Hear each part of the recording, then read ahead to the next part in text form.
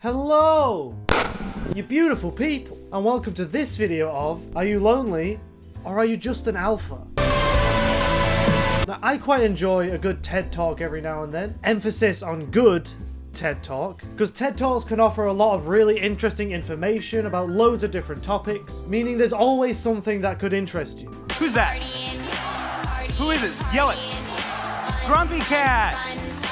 Anybody know Irma Gerd Girl? But the more I explore the other and more obscure TED Talks, they just get a bit weird or creepy or just sad, which is exactly the case for the one we'll be looking at today, which is The Simple Cure for Loneliness. And just looking at some of the comments, you can start to get a good idea of what we're in for here. This has the energy of, how can you be homeless? Just buy a house. Trying to overcome loneliness? Easy. Be more like me, because I'm awesome and have lots of friends. The way to cure loneliness is to not be lonely. Audience clap. So now I'm really looking forward to watching it. So come on and strap in, my fellow human beings, as we learn how to not be such pathetic, friendless losers together. But 1 in 5 Americans suffer from loneliness, which means if you haven't personally suffered from loneliness, it's almost guaranteed that somebody you know closely has. It can cause depression, and it can even lead to premature death. Okay, surprisingly, we're off to a good start. She's dropping statistics about how real and serious the issue is. She's got one of those head mics that make it seem like you actually know what you're talking about. If you have one of those on, you can say anything and people will believe you. If you eat a banana before bed, you'll have nightmares. There's a man living in my walls. Soup is a drink? Actually, I don't know about that. So today, I'm going to offer one solution that will bring us more connection and can help cure the epidemic. Okay, so she has one solution that could save people from the horrible feelings of loneliness and helplessness. And what do you think it could be? Reaching out to a family member for support? Maybe trying to join a club or find a hobby? No? She tells us about how she auditioned for a reality show. As fate would have it, auditions for MTV's reality show, The Real World, came into town. Now, for a girl still starving for approval and attention, this was my ticket. So there you go. If you want to stop being lonely, go on national television. Then you'll have loads of friends. And I looked into it and she did end up getting on the show. And her bio for it says, Baya's personality blends her passion for hip-hop culture and laid-back hippie vibe. Despite her outgoing and positive personality and her ability to quickly make friends, she has continuously felt like a fish out of water, growing up in the predominantly Mormon culture of Salt Lake City, which is irrelevant. But ability to quickly make friends doesn't seem like you've been that lonely, Baya. Seems like you're quite the extroverted extrovert with plenty of friends. And she really talks about reality shows for a hot minute, for no reason. And you can really see it just slowly merging into her subtly bragging about her life. And whether it's the events I produce, or the show that I host, or the coaching sessions I have, everything exists to create connection. Whether it's the successful events I make, or the famous people I hang out with, or my plethora of friends I have fun with all the time, or the... In order to feel connected, we need to feel seen, heard, and valued. You may have heard of blue zones. No. Blue zones are areas all over the world where researchers have found that people live the longest and happiest lives. Okay, so according to Baya, the places in the world where people live the longest and happiest lives are Japan, which...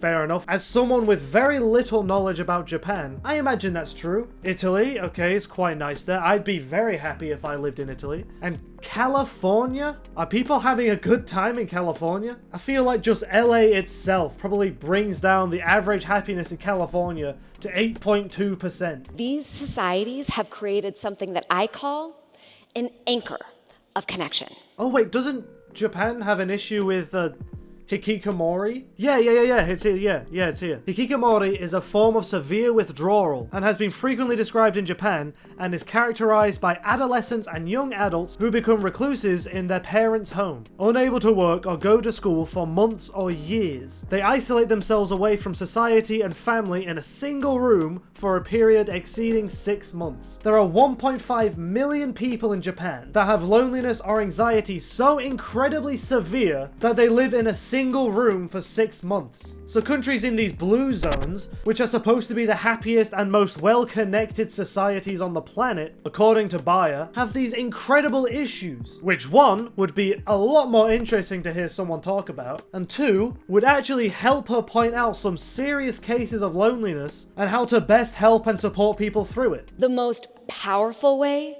to create an anchor is through ritual. Ritual is repeated action plus intention. Okay, let's settle down a sec.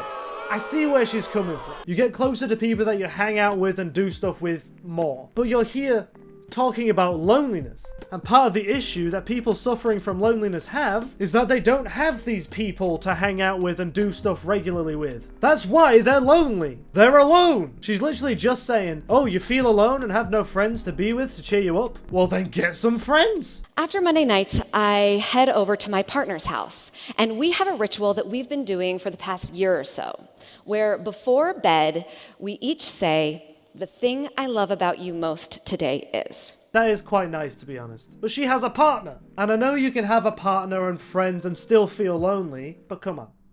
That's not what this is. Okay, do you want to just, try it?